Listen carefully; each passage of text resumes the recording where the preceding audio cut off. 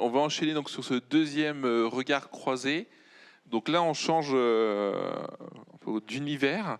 On va parler toujours dans l'innovation de l'intelligence visuelle ou la computer vision. Enfin, il y a différentes définitions. On va reparler avec nos interlocuteurs. Donc j'ai le plaisir d'accueillir Antoine Nardone, qui est cofondateur de Monk, et Pascal Bessé, qui est le Chief Digital Officer. Pardon, Pascal Le Goff, Chief Digital Officer du groupe BC. Voilà, donc écoutez, merci à vous deux d'être présents ce matin pour échanger ensemble. L'idée donc, c'est de parler de cette intelligence visuelle, comment elle peut être utile dans l'assurance. Comme on a compris, il y a un Monk, vous êtes vraiment une startup spécialisée dans ce sujet. Peut-être déjà démarrer par Pascal, hein, et le groupe BC pour comprendre déjà cette volonté d'innovation au sein du groupe BC. Donc vous êtes un courtier multispécialiste nantais, mais pas que.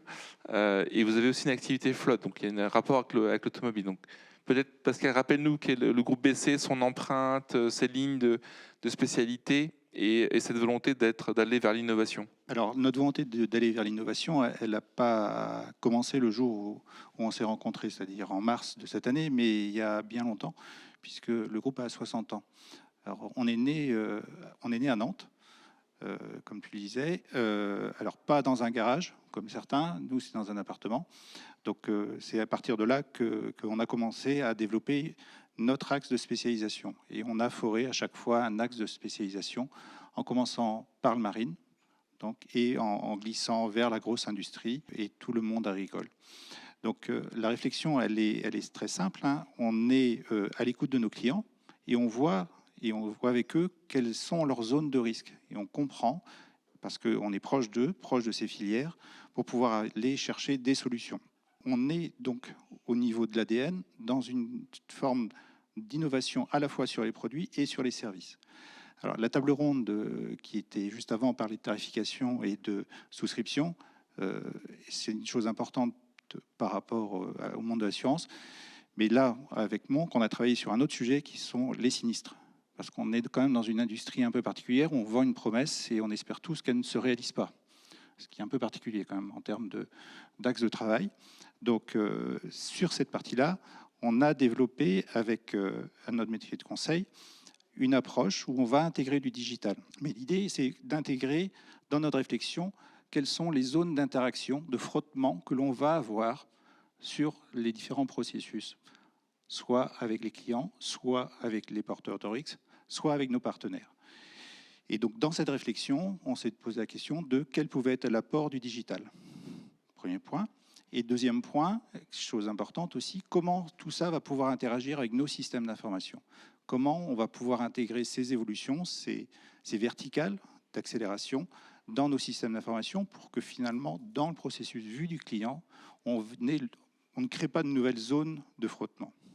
Si je reviens sur la flotte, pour préciser, on a développé, initialement un certain nombre de sujets, puisqu'on travaille sur la flotte depuis 1979. Alors c'était au siècle dernier, hein, pour certains, ça fait loin, surtout après ce qu'on vient de vivre. Mais on a travaillé sur ces sujets, on s'est focalisé sur la notion de mobilité. Et la mobilité, tout à l'heure on en parlait par rapport au Covid, c'est quelque chose qui a subi un certain nombre d'évolutions et de difficultés. Et lorsqu'on est dans le monde de l'instantanéité, est-ce qu'aujourd'hui on peut se satisfaire d'avoir une réponse en plusieurs semaines, plusieurs jours, plusieurs heures sur certains sujets? C'est pas possible. Quand vous travaillez de la mobilité pour des dirigeants, c'est une notion qui est juste essentielle.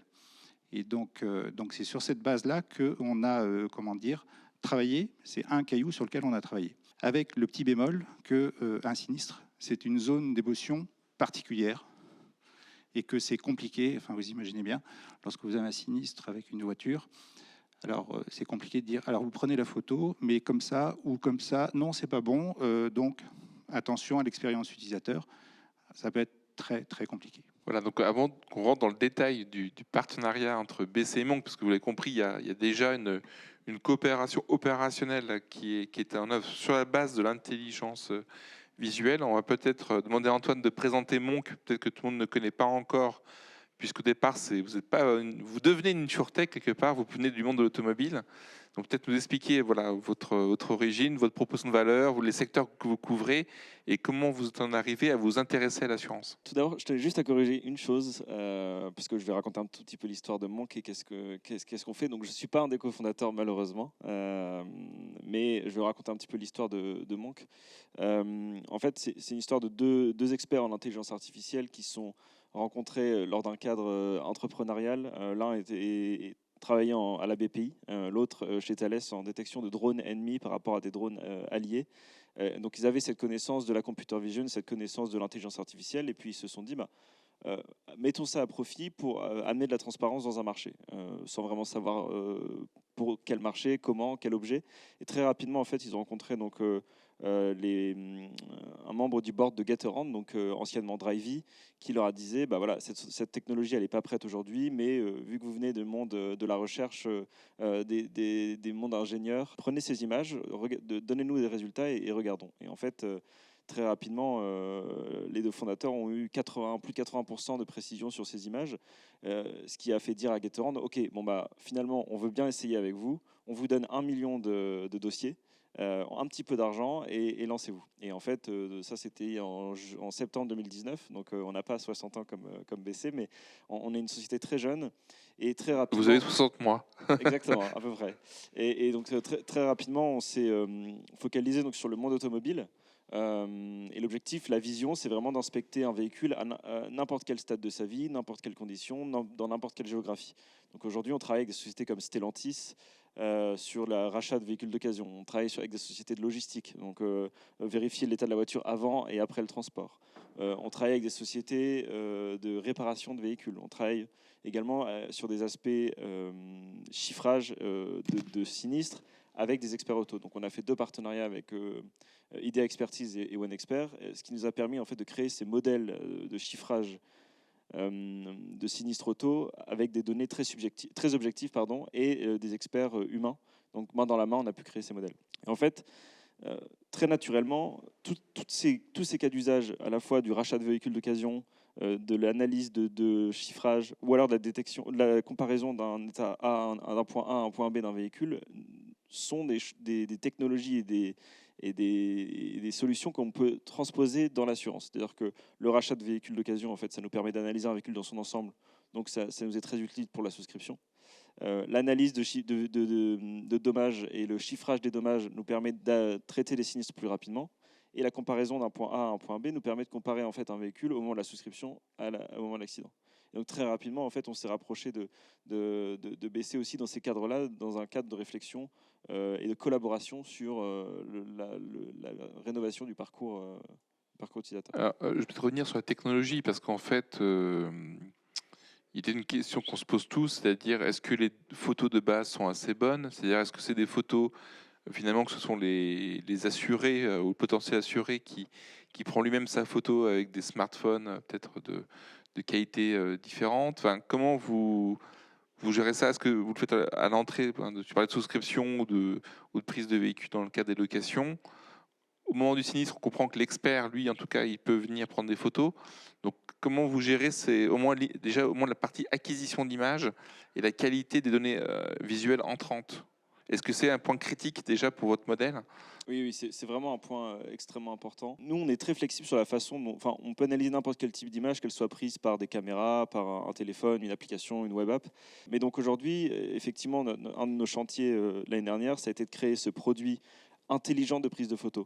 Donc, en fait, en direct, il y a une couche d'intelligence artificielle qui va déjà faire une étape de compliance en disant, voilà, là, la photo, elle est trop floue, elle est trop proche, elle est trop sombre. On va mettre des masques également. Et donc, très rapidement, on va dire au sinistré, à l'utilisateur, à l'acheteur, à tout celui qui peut utiliser Monk, on va lui dire, reprenez cette photo de l'avant gauche, cette photo de l'arrière droit, puisqu'on va déjà analyser avant même d'entrer dans la détection. Et une fois que les images sont validées, ensuite on va rentrer dans la détection. Mais effectivement, le processus de prise d'image est très important. Et il a un impact aussi assez fort dans l'assurance, c'est-à-dire qu'aujourd'hui, le parcours va être très différent si c'est le sinistré qui prend ses photos ou si c'est le garagiste. Beaucoup de nos partenaires assureurs nous ont demandé que ce soit le sinistré qui prenne les photos pour justement changer un petit peu le paradigme et pour éviter en fait le garagiste qui va prendre une photo qui l'arrange. Et donc cette intelligence artificielle, avant même d'entrer dans la détection de compliance, donc de vérification de la cohérence des images, de la distance, de la lumière, etc., nous permet d'être certain à la fin de la prise de photo que toutes les photos sont exploitables. Du coup, Pascal, quand donc vous avez repéré la société Monk, et donc tu t'es dit, voilà, c'est une équipe innovante avec voilà, une nouvelle technologie. Donc déjà, il faut oser innover. Hein. C'est pas toujours évident de se dire, on a des process. Puis sur un métier aussi, je dirais, engageant que l'assurance automobile, avec une responsabilité aussi de l'assureur, des marges qui sont aussi très ténues. Comment vous imaginez déjà de le greffer? On parlait tout à l'heure de l'expérience indemnisation, donc c'est surtout là-dessus, ou également en souscription. Comment vous positionnez Monk aujourd'hui dans ce que vous avez construit? Alors, on le positionne bien, parce qu'on a beaucoup discuté. C'est-à-dire qu'à un moment donné, on voulait leur faire tout, puis ils nous ont dit non. Donc on a échangé. On n'a pas échangé simplement moi et Antoine, mais avec les équipes qui sont en charge de la gestion au quotidien des sinistres. C'est-à-dire qu'on est parti vraiment des cas d'usage, de la réalité de notre métier. Sur les flottes auto, c'est 50% des équipes qui s'occupent des sinistres. Donc l'idée n'est pas de remplacer l'humain par la technologie, mais d'apporter toutes les possibilités de la technologie au service du client. Et donc définir quels sont les cas d'usage qui vont pouvoir être réellement pertinents.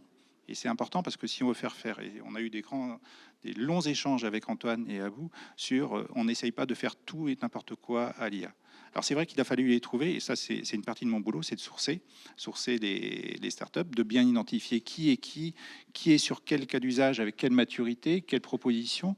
Alors je ne vais pas utiliser le terme proposition de valeur parce que je pense qu'il va être utilisé 350 fois aujourd'hui, mais c'est vraiment cette notion d'association. Et la particularité en plus de cette histoire, c'est que ça se fait avec des experts. Donc il faut une coordination et une entente sur le modèle de fonctionnement.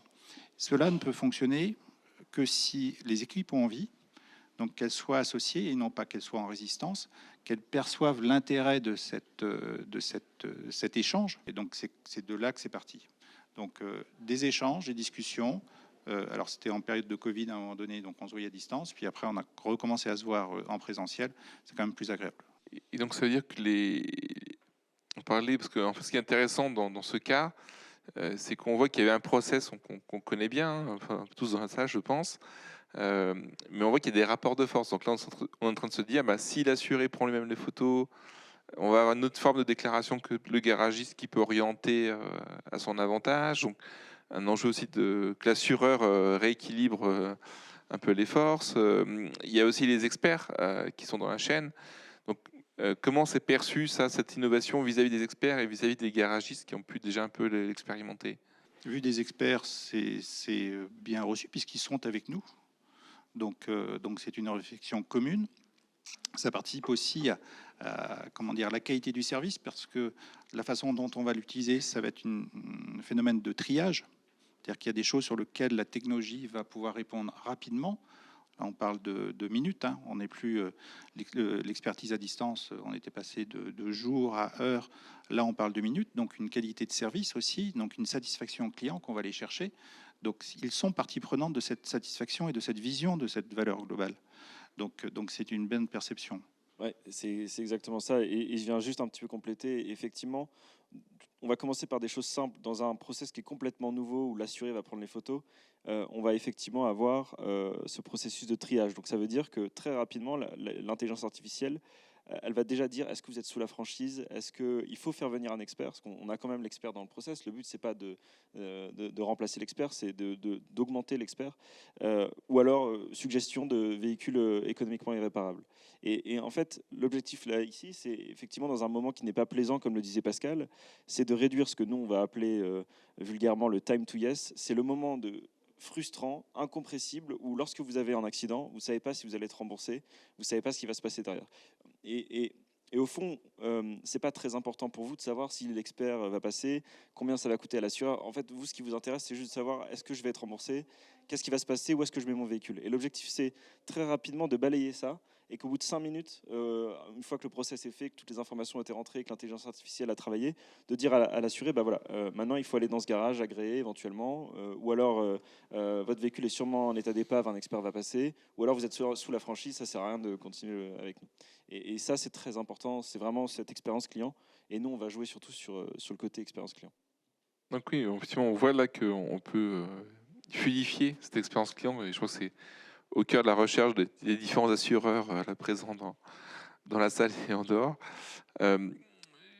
Côté Monk, on voudrait peut-être savoir quelle est justement pour vous vos prochaines étapes, parce que vous avez établi ce modèle. Donc, bon, ok, il faut maintenant le déployer. Donc, BC a été un partenaire de confiance pour démarrer, innover. Quelle est votre trajectoire produit? Est-ce que vous pensez qu'il y a d'autres champs d'application ou d'amélioration aussi de votre technologie? Quels sont un peu les défis qui sont posés devant vous? Alors évidemment, on est, je pense, aux prémices de l'intelligence artificielle dans l'assurance. On en entend beaucoup parler peut-être depuis plusieurs années, mais vraiment, ça commence à être effectif, ça commence à être intéressant depuis peu. Il y a beaucoup à faire. Nous, notre projet cette année, c'était de créer cet outil de prise de photos intelligent.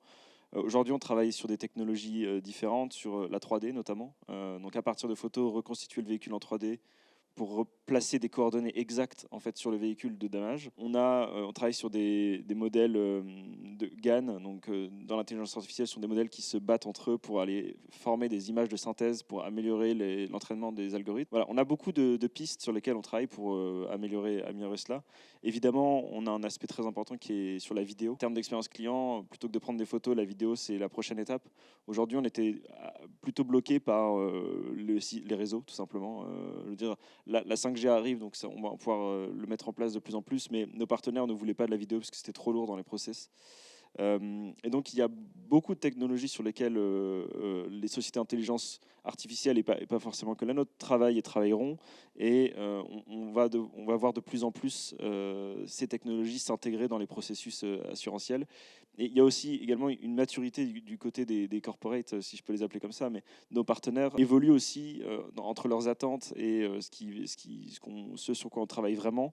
Il y a eu une évolution. C'est-à-dire qu'il y a 1 an et demi, quand on discutait, c'était ah bah non, on veut faire ça, chiffrer, remplacer l'expert. En fait, non. La technologie, elle a aussi ses limites. On peut automatiser ça va être la règle du 80-20, on peut automatiser 80%, mais derrière, il y aura toujours de l'humain. Et donc, c'est pour ça qu'on est à la recherche de partenaires qui cherchent à collaborer pour mettre dans les process et apporter de la valeur réelle dans les projets, étape par étape. Et est-ce qu'il y a des sociétés qui vous inspirent en computer vision, pas forcément de votre domaine, mais qui sont pour vous des cas voilà, de succès dans ce domaine technologique? Ça va être une réponse très bateau, mais moi j'en parle très souvent. C'est une des conversations qu'on a avec les ingénieurs chez Monk, et on a une équipe qui est plus Google Research et l'autre qui est plus Tesla. Et donc, ça va être plus les sociétés qui nous inspirent vraiment sur l'intelligence artificielle, ça va être plutôt ces sociétés-là, notamment pour leur méthode. Et on a aussi OpenAI qui est lié à Elon Musk et Tesla. Et ce sont des sociétés qui, en termes de computer vision, ont vraiment beaucoup d'avance. Et vous voulez pas demain faire de la reconnaissance faciale, ou c'est hors champ de votre activité? C'est pas dans notre focus. Il y a aussi les modèles chinois sur le sujet. Pascal, donc du coup, il y a ce modèle là qui est mis en place, d'être réglé, donc c'est tout frais, on l'a compris, donc c'est tout naissant, parce que c'est innovant. Du coup, est-ce que vous commencez à l'utiliser, ce que vous venez de faire, auprès de vos clients? Parce qu'on parle de flotte, hein, donc de chefs d'entreprise. Est-ce que c'est un argument que vous mettez en avant dans l'expérience et dans le service que vous allez leur proposer? Comment vous l'intégrez aussi dans la chaîne commerciale? Alors, cette information est évidemment mise en valeur dans les rapports que l'on peut avoir, ou dans les réflexions bilan perspective que l'on mène avec nos clients, puisque c'est d'abord pour nos clients qu'on met ça en œuvre.